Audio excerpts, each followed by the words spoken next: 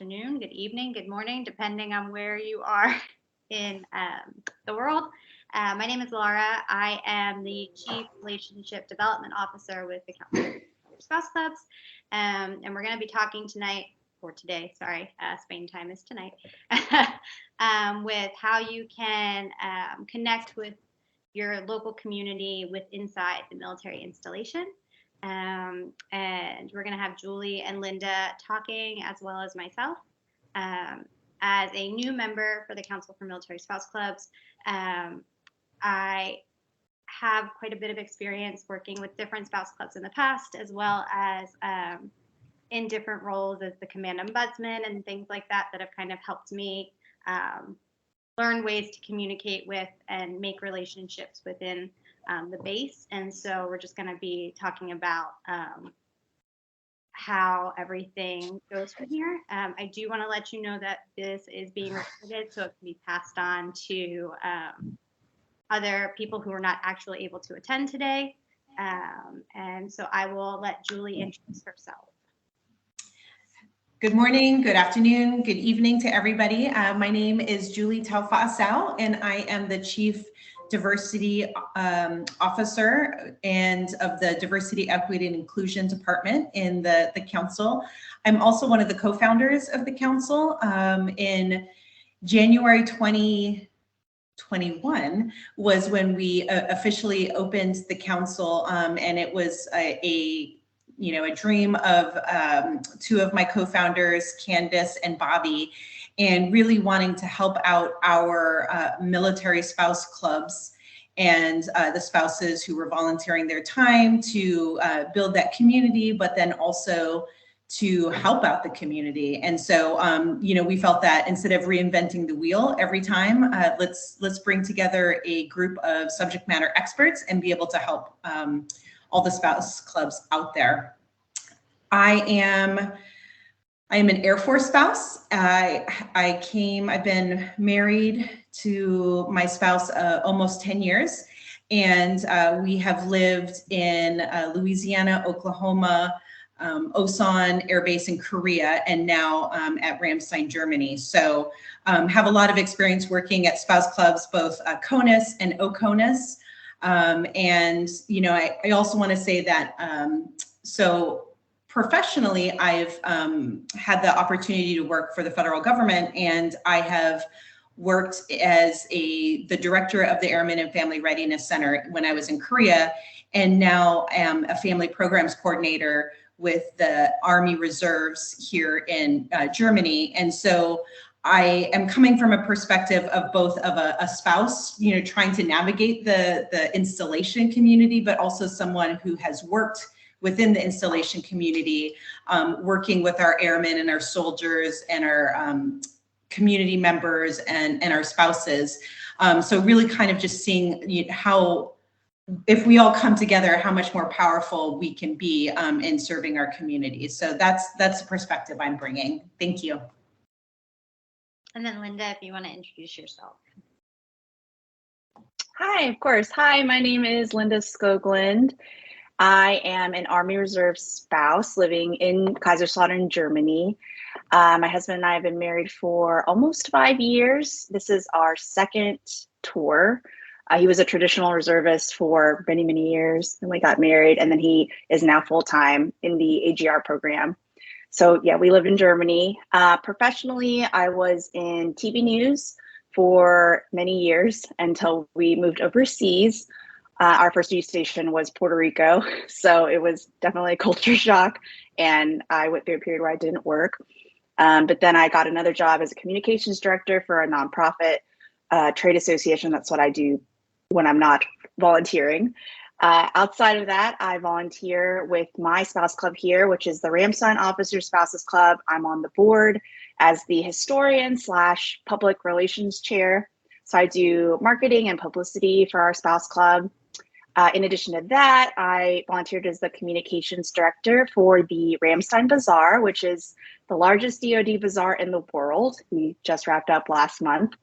And then outside of that, I am the SFRG leader for the 7th MSC here in Germany. And that kind of sums it up. Perfect. I'm glad to have both of you kind of here going through what it shows that it's so important for spouse clubs to make those connections at the very beginning of a board year, especially when there's turnover, to just start your board year off in the right on the right foot when it comes to making your presence known in the right way with all of the different channels and powers that be that are on each and different installation. So the nice thing is with having Julie and Linda and myself, we're kind of able to give some of the different branch perspectives on some of these things. So you might notice that an Army base is going to handle something different than a Navy base, than an Air Force base. So kind of just having some of those different nuances might be able to help.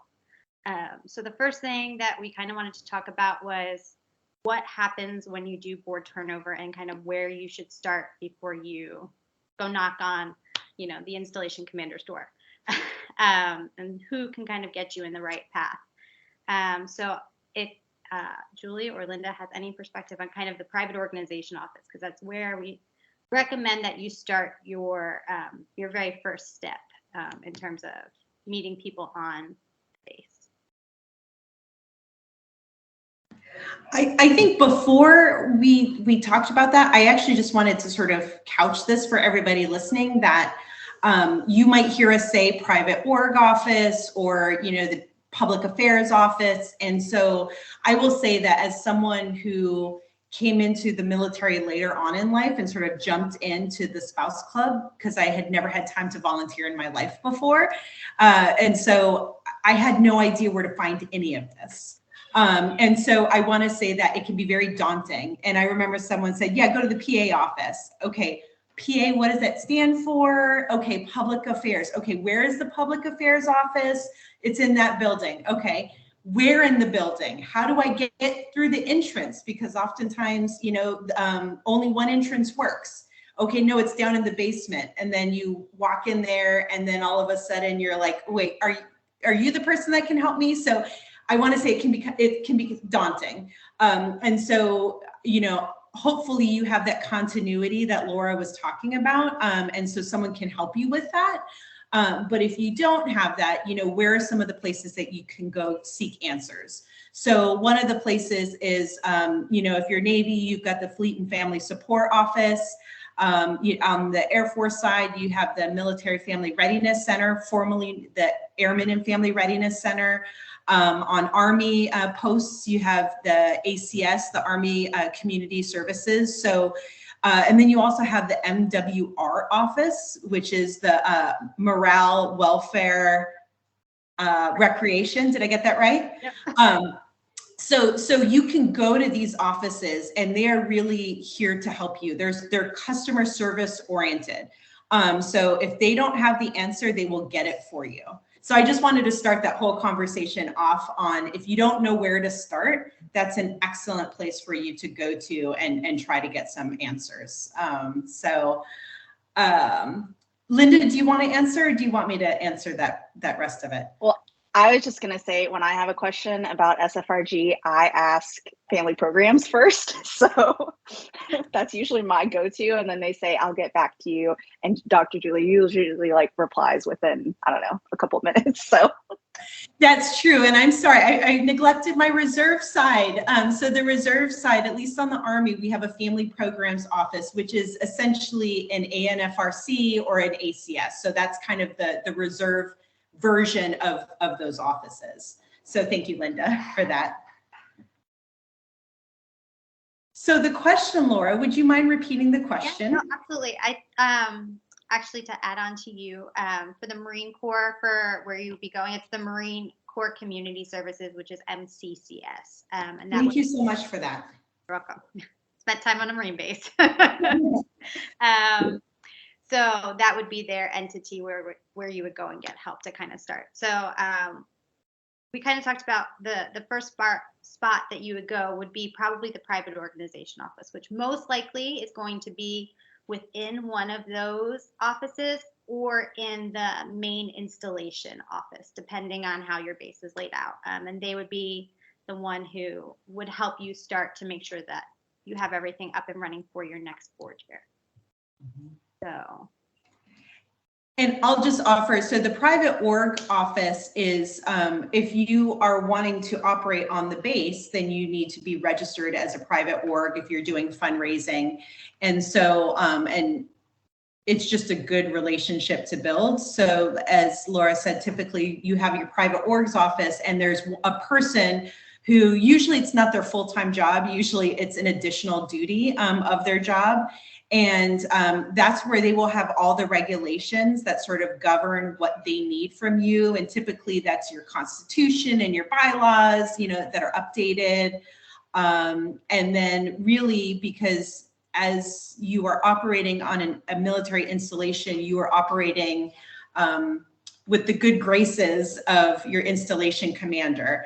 And so typically that's why that private org office is so important.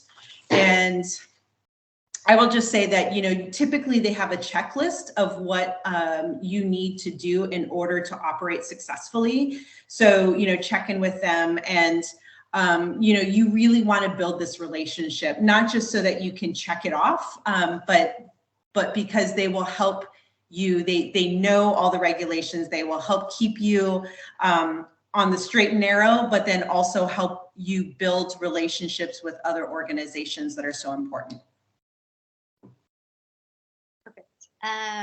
So once you do that, you kind of, and you make sure that you have everything kind of ready to go. You're going to kind of divide and conquer potentially. So the president or someone, president or vice president, is most likely going to take the next step to start a meeting with the installation commander, deputy commander, something like that. And so I'll talk a little bit about that, and then I'm going to let Linda kind of talk about the public affairs side and kind of where you're going to go in terms for public affairs and getting things set up that way. So you're going to want to, in terms of scheduling a meeting with your installation commander, try to set up an appointment with their executive assistant to do a quick little handoff. If your past president is with you, it's always nice to try to do a warm handoff with the past president and you as the onboarding. If that doesn't happen, you know, you can definitely do it on your own. And you want to have some information kind of ready ahead of time. 9 times out of 10 as a installation commander or something like that, they're not going to have a whole lot of time for you. So they're going to have maybe 15 minutes that they've scheduled in between meetings that they want to hear from you, but they don't have a lot of time. So things to think about is have an elevator pitch ready to go about your organization. Like, what are the key points that you want the installation commander to know about the history of your organization, what you're hoping to do this upcoming year, if you have demographics in terms of like how many members you have, what are your big fundraisers or things like that. And then the flip side, you want to kind of ask the installation commander, what can we do as a club to help you, and how can we utilize you to help us? So those are the big really things that you want to try to get in and get as much information. If they are like super helpful and want to help, you'll know kind of right away, and they'll be giving you a business card and say, contact me, email me, and then you'll have some that you're really like, yeah, it's okay. But that's one of those key meetings that you just kind of want to, even just the FaceTime, that you can show your face and be like, this is who I am, and this is how I can kind of help the base or installation. Any other input on that?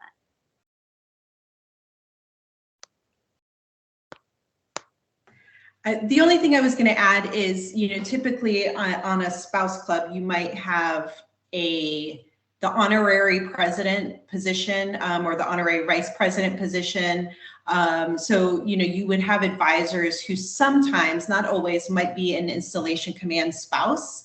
And they will be able to help guide you in understanding that process. So they also could be kind of that warm handoff or that warm connection in terms of helping you get that appointment made. So you definitely want to utilize your advisors in this because they really can help open doors for you.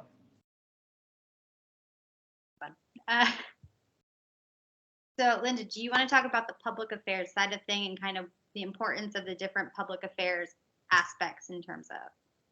Sure. So the Ramstein Officer Spouses Club, we go by ROSC for short. We're a very large organization. I guess I didn't realize how large the spouse club was. It's not, I don't think it's typical for most places, but we do have a large membership. So we do have a pretty large board and a lot of different activities and a lot of different projects and, things that we're fundraising for and things like that. So it was obvious that we needed sometime this year a way to reach people through public affairs. We're really active on social media, but I think we just needed some other way to reach people.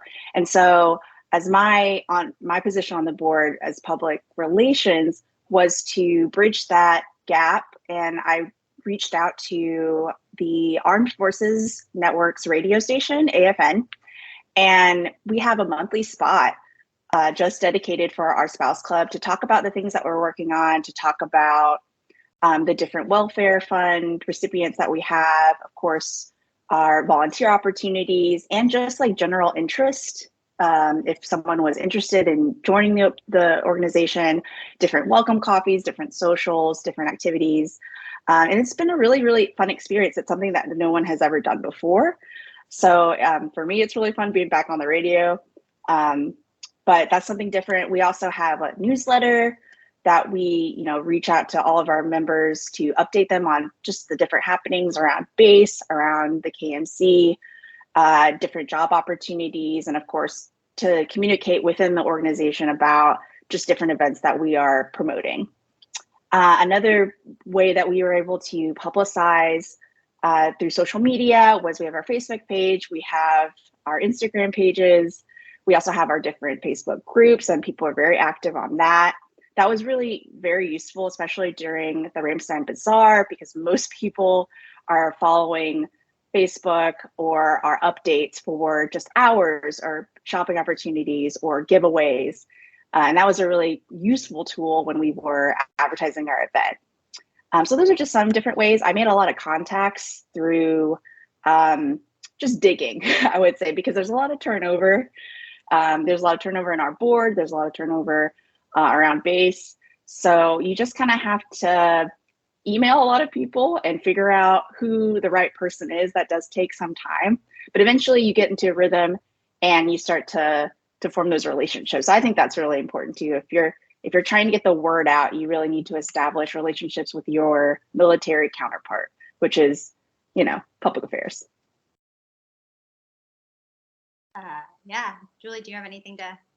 Well, I was going to ask Linda, so, and maybe I just don't know this community as well, but working with AFN, I know that, we've got Air Force and Army sort of all together. So how was that in terms of like navigating sort of a joint base situation, even though we're not a joint base, but I know some of our spouse clubs do work within that sort of environment.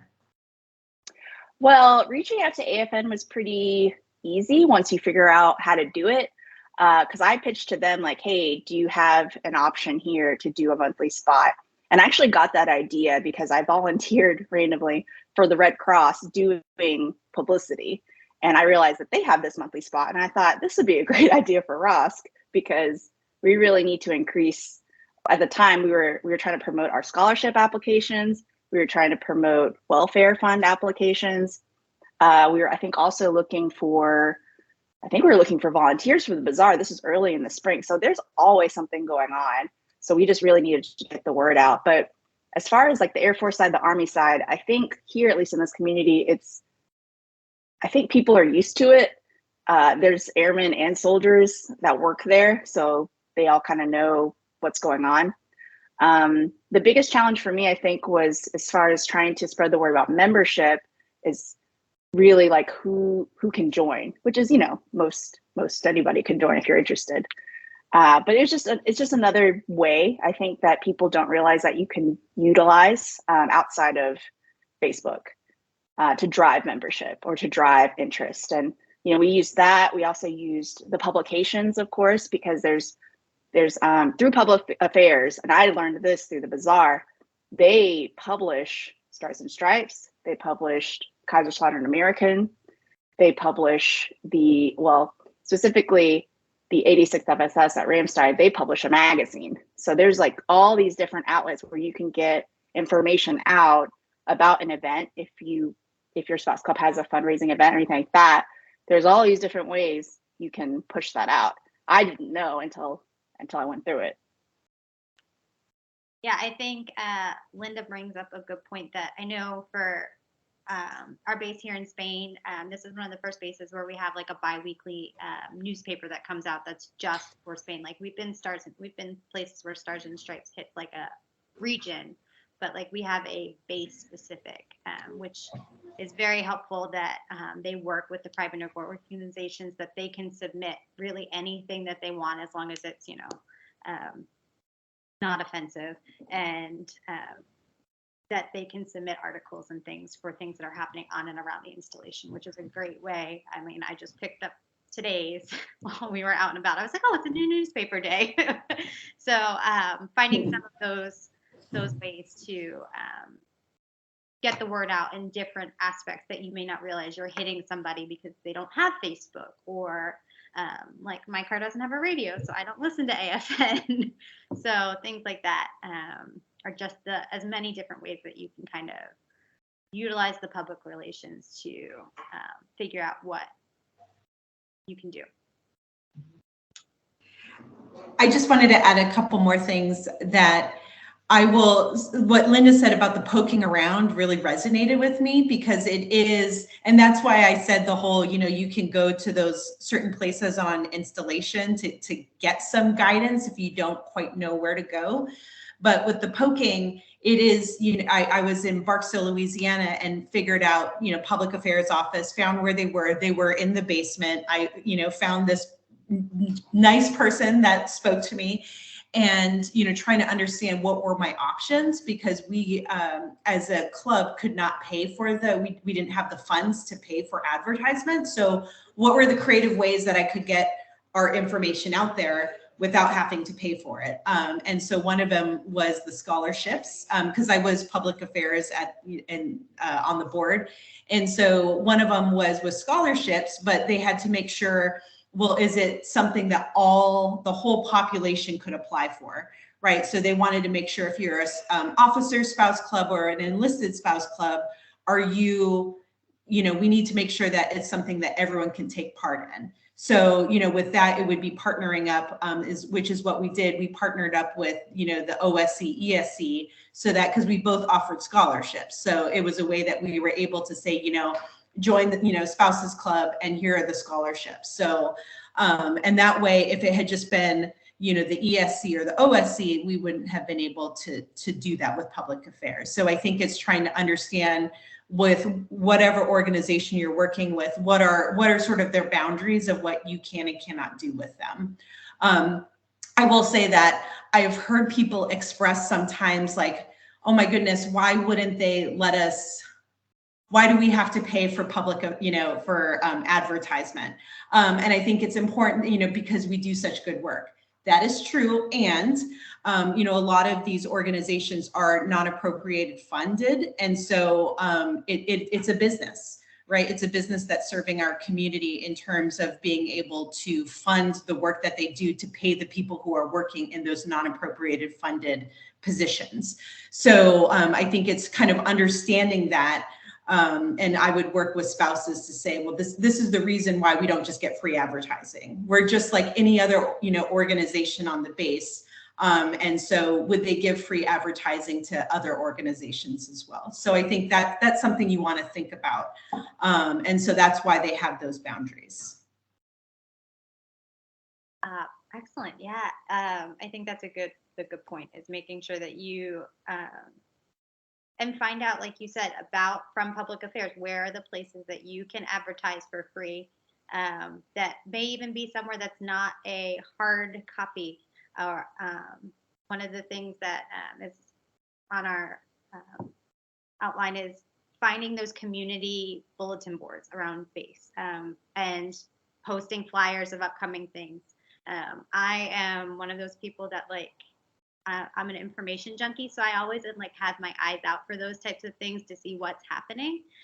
So find out who owns them and where they are, and see how you can get information on those as well. Which kind of brings us into one of our next points, which is different event and installation venues and how you can utilize those to help your spouse club succeed. So Linda, I don't know with the bazaar kind of what you needed to do in terms of getting some of those types of venues. But if you want to talk about that, that might be a good thing. Well, so our situation is kind of different because our spouse club produces the bazaar with the help of the 86 FSS. So it's really their event, but we produce it. So as far as like the locations and venues, that's given to us by the Air Force. So we had 2 large hangars, we had a tent. They help us pay for that. And of course we have, constraints with budget and things. And it's also kind of a legacy event. So it's definitely something to aspire to, but it's not something that you can create, overnight or even in a couple of months. From being in this position, it took many months, if not since last year. But of course, having those relationships is really important just because you don't know all the answers. So you do need to turn to the military side of it to figure out what you can and cannot do.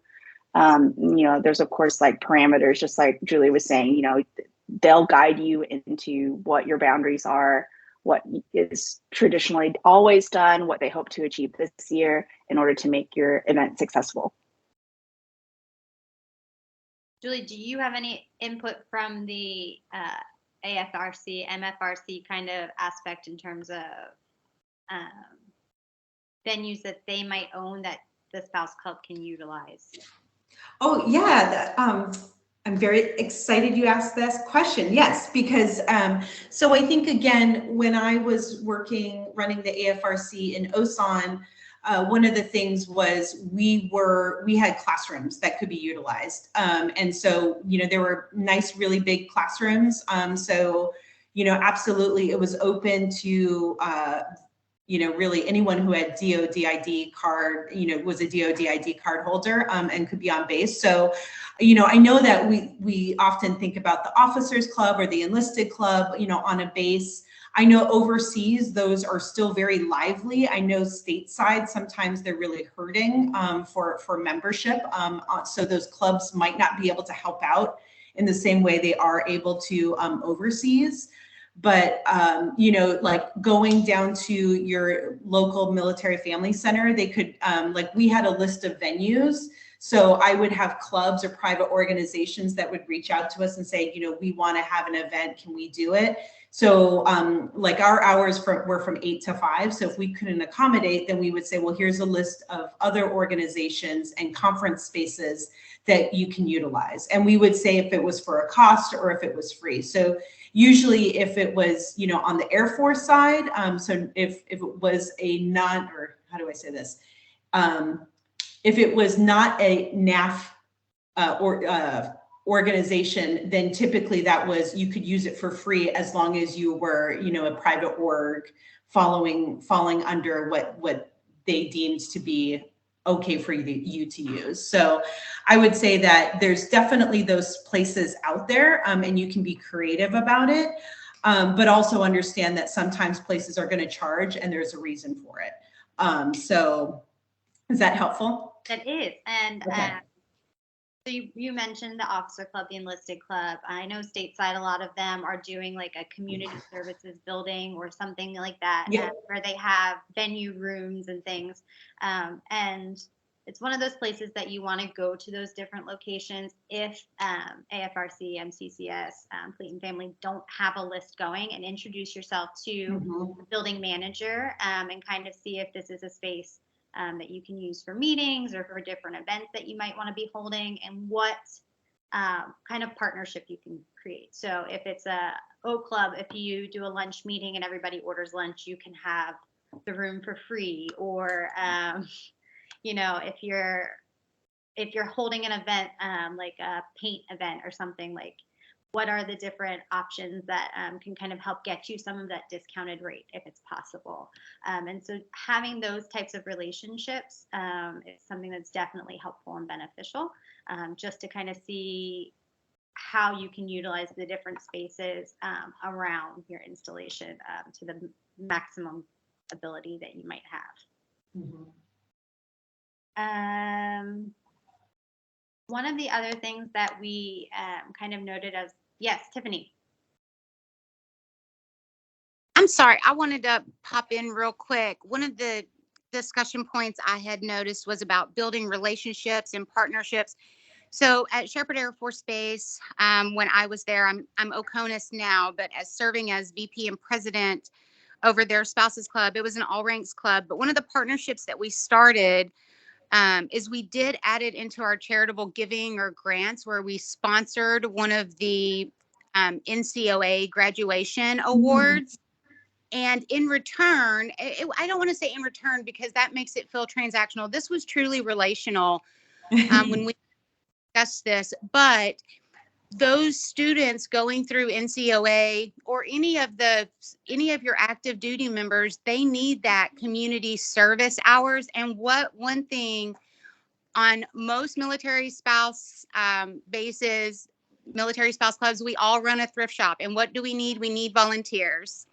And so what they would do is they would, every month when we were open on Saturdays, one or two of their classes would come and volunteer and do all of our heavy lifting. So I just wanted to throw that out as just a little tidbit when you're like, we're going to have to close because we don't have enough volunteers because we all have kids, right? They're there. But if you can bridge that gap with building those relationships with the organizations that are already on the installation, you can really fill gaps in other pockets of your organization. And I felt like this webinar was going to really this is the one where we need to talk about what's worked, where we've seen those things work. So I just wanted to add in a little personal and professional experience from a prior organization that I served in.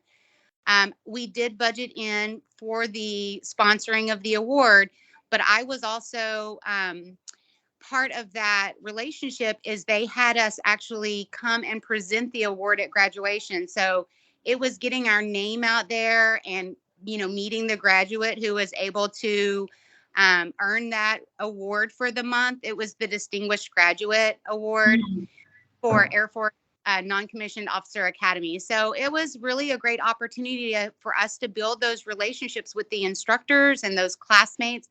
And they once those instructors found out what we were doing, they saw us as a more legitimate organization. Like, we're not just a social club. They're trying to do good on our base.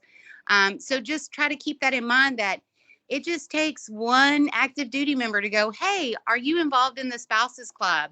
And if you're not, I met the president or I met the VP today when she was, they sponsored this award and my student won it. So it just it's just that ripple effect. So I didn't mean to interrupt, but I did want to just share that super fast. Thank you. Yeah, that's a good point. That is a very good point. That actually worked for us too. So for the Ramstein Bazaar, we needed like 400 plus volunteer shifts. It was just, it is a massive event. It takes a lot of volunteer work to make it successful. And one of the key things that our volunteer chairs did this year, and I just know this because they're under my team, is they went back to all of our welfare recipients. So people who had received funds this last year because of the bazaar. And so we had emails sent out to parents from the swim team, parents from the Boy Scouts, Girl Scouts, different service projects, and told them like, hey, this is a really great opportunity to see where your money comes from. We give you money each year. This is something that you can be a part of. So we also had like these promotional stories, marketing stories that we came up with and printed them really largely so people could read them, see different scholarship success stories, and of course put them on social media as well.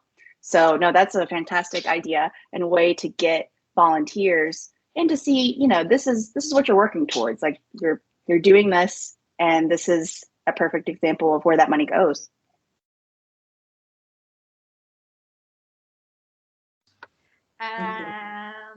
So one of the other points, oh yeah, Julie, go.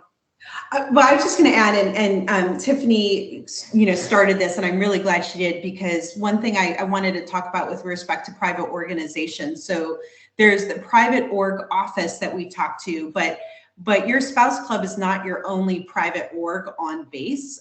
There's so many private orgs out there, and so going to your private org person could be a good place for you to start to see what other private orgs are out there. And I would say that as a person who kind of held that dual role as a military spouse, but also someone working in the community, really kind of at the hub of it, in the Airmen and Family Readiness Center, because a lot of private orgs had their club or their org meetings in our office.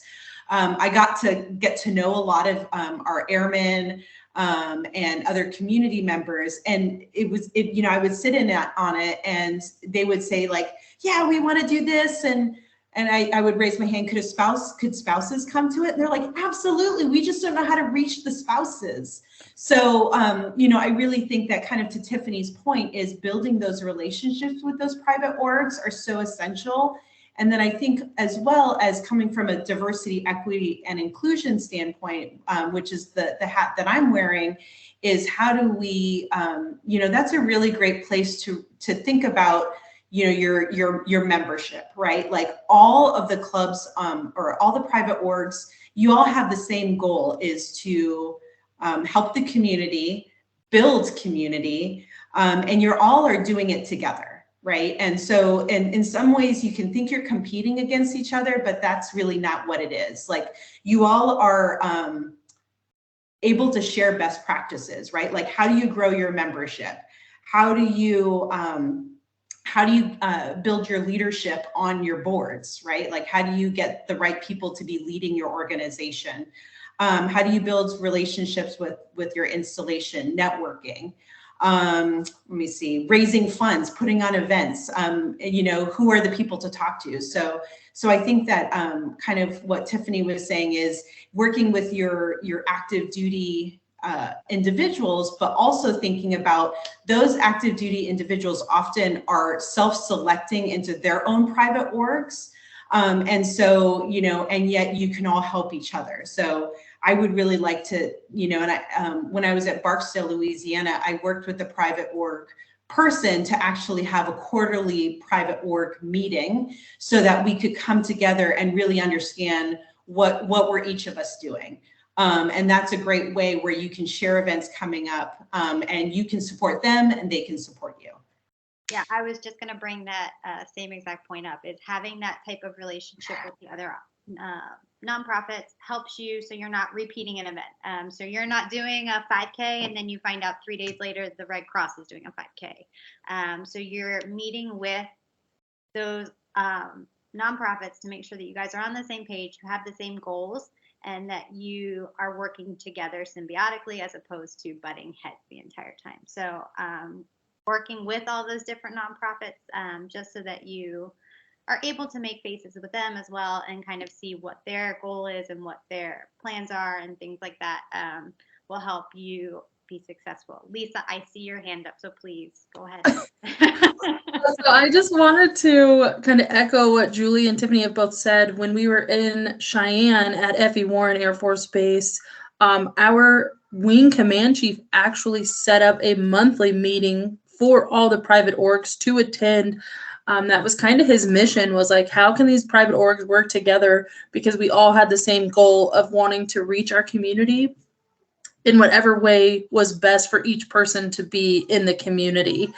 And I really loved it. He worked very hard at trying to get us together, ensuring that we could partner together. Maybe we could find events that we could do together. Before I left, there had been talk about, I can't remember their name. It's the Pride Private Org. And then the African American Heritage, they wanted to do like a show with our thrift shop, to a fashion show, and like doing the big hair and like showing all the different things. And And I've said, man, we really need to be partnering up with these organizations because, again, it goes back to the inclusivity of organizations. It goes back that we are working together. We're on the same home front of we just want to be in our community, and how do we best serve each other in that regard? That is a great point. And one of the other ways, we tend to be overseas a lot, and so at both of our overseas duty stations, Japan and now Spain, there's been a several day long kind of in-dock to the base and the surrounding community. And especially in Japan, one of the things they did was they had a private organization fair. So you had all these different private orgs. So the spouse clubs were able to come, and basically any private organization that had been approved was allowed to come and set up a table with different information. So kind of learning different private organizations is a different way to kind of get an idea of who may be out there that either has similar goals to you that you may not know exists, or just who else is out there and who the main faces are for them. I know in Texas, we had one that would happen quarterly, a private organization community day, where they would do the same kind of idea, and they would open it up to anybody who had private organization status. So those are just two other ways to kind of make faces if you're not doing some type of meeting with like official meeting, to kind of see what the other private organizations are about within the base and installation. And then one of the other points is talking to almost every single base has an exchange and a commissary. And utilizing them is a great opportunity to meet their managers and their key players, and kind of see how you can work with them as well. I don't know, Linda, if you were able to utilize them in terms of like the bazaar and things like that, but if you have, that's probably a good. Oh, I did. So actually, it's a story that has to do with AFN because they are obviously very busy. They've got guests every day, people who have standing appointments, interviews for every single month. And so we had this big promotional event for the bazaar. We called it our Pay It Forward Day. And actually our spouse club, the welfare fund, contributes $4,000 in bazaar bucks to promote the bazaar, but also to like thank the community for supporting it. So we had this big event planned, and there were no AFN spots that day. So the station manager was like, hey, what if you like tried to hop on the exchanges call? And since you're doing the event there, because that's where we were having like our prize wheel and we were just handing out money there, what if you contacted them to see if you could like hop on their call? And so that took me some digging. Like I had to track down the APHIS store manager and his assistant, who was assistant manager, I guess, who was like out of town, and was able to like finally nail them down and talk to them. And they were like, sure, you can come on and share a spot with us. So I did get to meet them in that way, and we were on the radio together.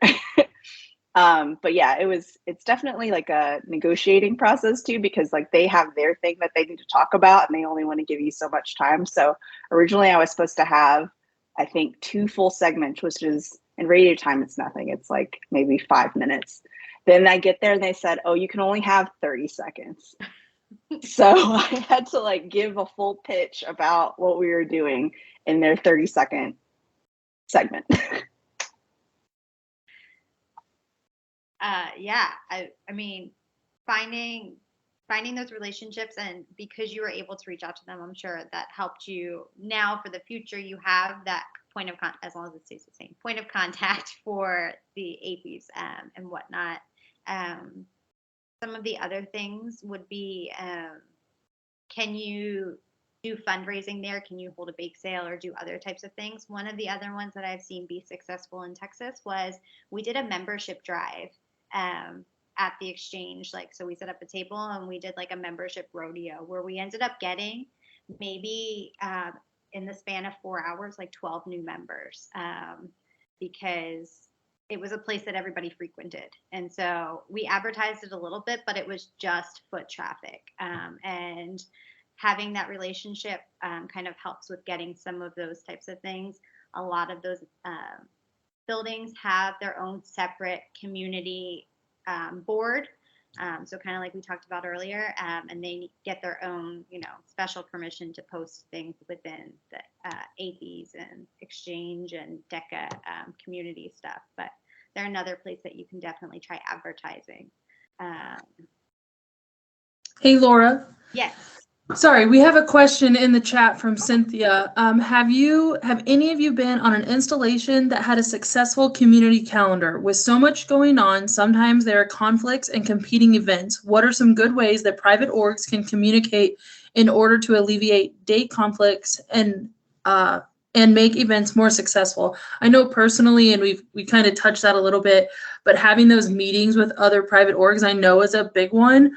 I know here at Eielson in Alaska, we ensure our socials, for example, are the same Friday. They're the third Friday every month, unless something comes up or our spouses dining in might be on the fourth Saturday or something. It just kind of depends on reservations. But I think it goes back to that communicating with other private orgs and seeing, like you said, the private org monitor. Absolutely. I know in terms of here in Spain, one of the things that we've done, we don't have a calendar necessarily, with things are kind of scattered all over, but we have tried to push information to as many other private orgs as possible. And there's private orgs that are like the Red Cross and the Navy Marine Corps Relief Society, and some of those that have a little bit more clout, they are able to meet with the installation commander on a monthly basis. And so when we've tried to get an event to get as many people to know about it in advance, like if we push it out to them, one of them will usually be like, oh, hey, heads up, this is coming from, the hospital. And so they will share it with the base CO so that they're tracking it. But we have not had anything so far in terms of a calendar.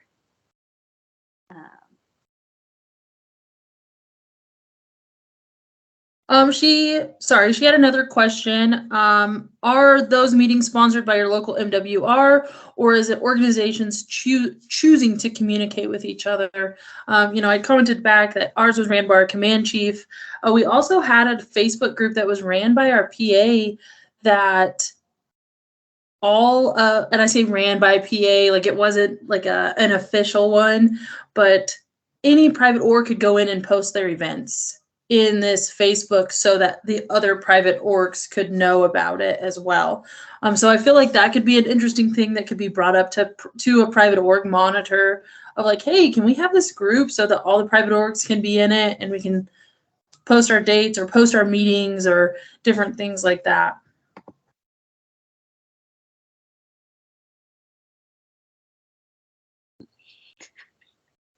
One of the things I will say, my experience having, it can be overwhelming. So when I got to Osan Air Base, I was like, there was the USO calendar and the Red Cross, and then the ANFRC calendar, and then the library calendar, and then the DODEA calendar. And I wanted to do it all. And yet it was very overwhelming. And so I remember talking to my supervisor when I first got there. She was the FSS commander, and saying like, this is information overload. Oh, and then the spouse club had its own calendar too.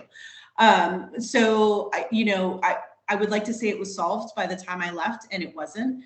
But I think that unless you communicate that it's an issue, then people won't know it's an issue. So I think it's, and then I think it's coming together on that private org meeting space, which typically is, I saw some of the responses, usually it is sponsored by your local MWR, or on the Air Force, it's the Force Support Squadron. I know that bases are aware, or installations are aware, like for example, here in Ramstein, there's the Kaiserslautern military community has about 50,000 military in the area. And so, they have a monthly sync up of a lot of organizations trying to deconflict calendars and show what's coming up. So I think that, if you can scale that, however big or small your installation is, but I think, yeah, the communication is really important. And then you're not just, burning energy, right? Like if you guys can work more efficiently, I think that would be better. And so that you can support each other versus maybe offering the same thing, and then maybe not getting the turnout that you're hoping for. Yeah, I think that's a good perspective. And I think making sure that one of the things that might help set you up for success in that term is trying to have your events tentatively planned at least through as much of the board year at the beginning of the board. So you're not scrambling for dates and then you realize, oh, well, we want to do this event, but 3 other organizations are doing an event that day. So if you have your calendar for as much of the year to start, you can be one of the first people to push it out. So you can go to that first private org meeting of the year and be like, oh, this is our calendar for this next board year. And even if it's a to be determined or something like that, or you have like, it's roughly going to be this week.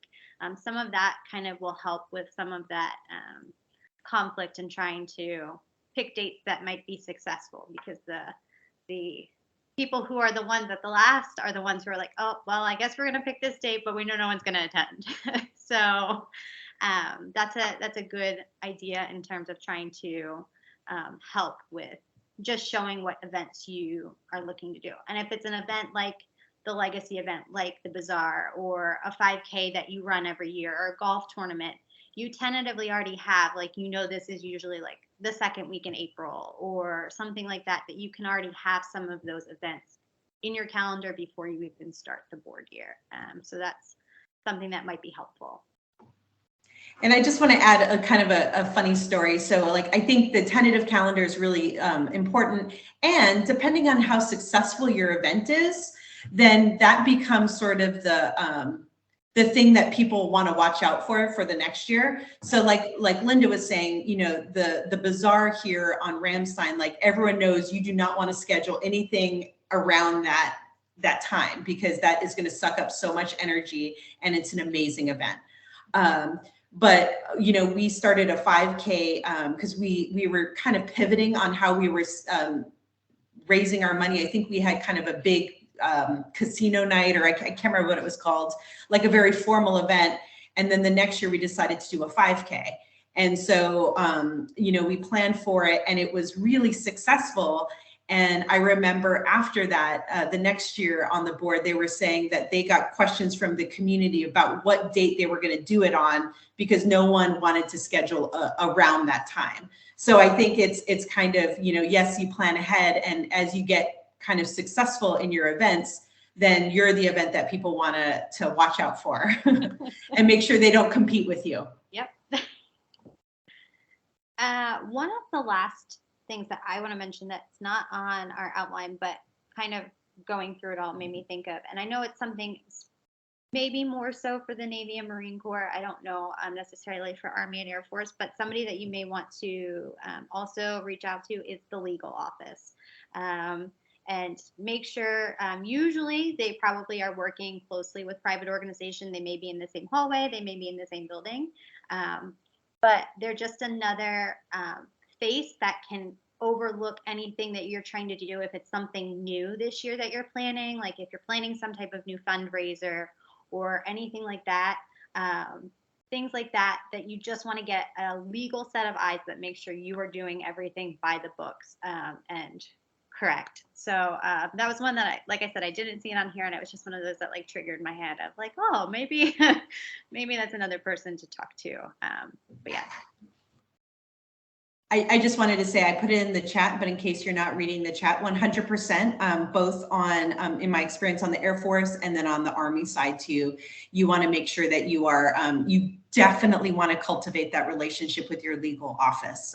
They're very good, and especially, if there's been board turnover, the president, your role, the advisor's role, you have a pretty close relationship with the legal office, so that you can make sure that you're doing everything that you need to be doing to be a responsible, healthy organization. So that is pretty much everything that I have. Is there anything that Julie or Linda that we may have like missed or not thought about in terms of people that would help set you up for success on an installation in terms of a military spouse club.